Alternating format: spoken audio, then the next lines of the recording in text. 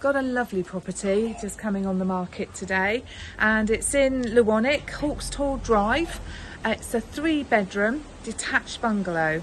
There's a single garage for parking as well as the drive, and the garden is paved, easy to maintain, not too big, but it's full of lovely plants that you can see behind me as well.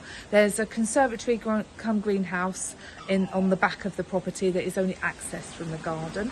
Inside you've got a good sized living room that comes off with of the little tiny lobby hall from the front door, where you've got a toilet as well. And then in the kitchen, it has a lovely kitchen which has lots of cupboards. The original pantry is still in place, and the 3 bedrooms, 2 are double, the other being single, is currently used as a little dining room, so you could change that if you wanted to.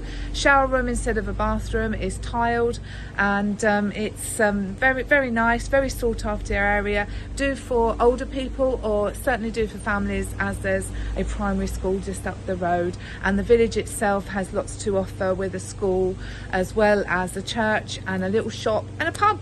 So come and have a look.